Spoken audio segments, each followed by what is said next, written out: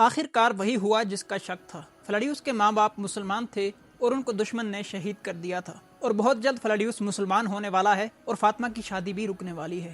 ناظرین، ARU voice میں خوش آمدید۔ قسط نمبر 14 کی اوورآل ریٹنگ میں تھوڑی سی کمی آئی ہے، لیکن یہ قسط ہر لحاظ سے بہترین تھی۔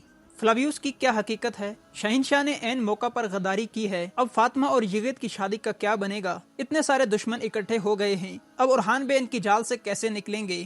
اسپورچا نے اورحان بے سے جنگ شروع کر دی ہے، لیکن اب ان کی تاریخی شادی کب اور کیسے ہوگی؟ اور دوسری طرف درسن اور حلیمہ کے درمیان بھی دراڑ آ چکی ہے۔ کیا درسن بچ جائے گا؟ اور بچ گیا تو کیا وہ خود کو بے گناہ ثابت کر سکے گا؟ ان تمام سوالوں کے جواب اور آنے والی قسط پر بات کریں گے آج کی ویڈیو میں۔ ناظرین، قسط نمبر 14 میں اورحان بے ہر طرف سے جال میں پھنسائے گئے تھے۔ ان کے خلاف مسلمان سرداروں اور اسپورچا کا اتحاد ہو چکا ہے، جبکہ شاہین شاہ نے بھی غداری کر دی ہے۔ اب شاہین شاہ کا انجام کیا ہونے والا ہے؟ ادھر فاطمہ اور یزید کی شادی کا سامان بھی آ چکا ہے، اب یہ شادی ہو پائے گی یا پھر فلاویوس کی مسلمان ہو کر ان کے درمیان انٹری ہوگی؟ یہ آپ جانتے ہیں کہ شاہین شاہ کتنا شاطر دماغ ہے، اور وہ اتنی جلدی ظاہر نہیں ہوگا جب تک اورحان بے کو اس پر شک نہ ہو، اور شک تو اورحان بے کو اسی وقت ہو چکا تھا۔ بہرحال اب شاہین شاہ ایک غدار ہوں گے جن پر اورحان بے آئندہ اعتماد نہیں کریں گے، جب تک کسی ذریعے سے شاہین شاہ کی غداری سامنے نہ آ جائے۔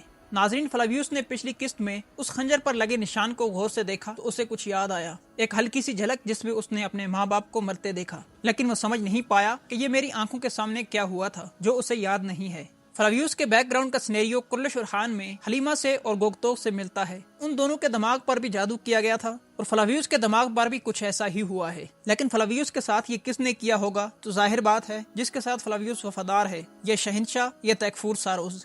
ساروز نے پہلے فلاویوس سے یہ کہا تھا کہ اس کے باپ کو میں نے مارا تھا، لہٰذا یہ بات کنفرم ہے کہ جلد ہی فلاویوس اورحان بے کے ساتھ شامل ہونے والا ہے۔ ناظرین، آپ کو کیا لگتا ہے؟ یہ کمنٹ میں ضرور بتائیں۔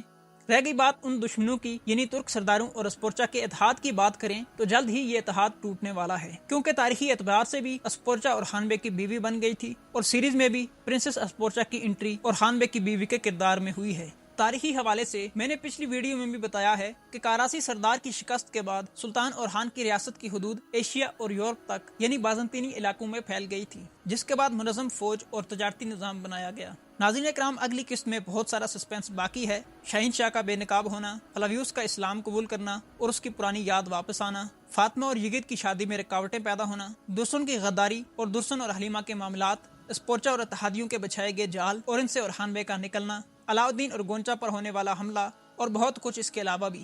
تو کیسی لگی آج کی ویڈیو؟ کمنٹ میں ضرور بتائیں، اور اگر آپ کرلش اورحان فین ہیں تو اس چینل کو ضرور سبسکرائب کر لیں، یہاں آپ کو ہر نئی اپڈیٹس ملتی رہیں گی۔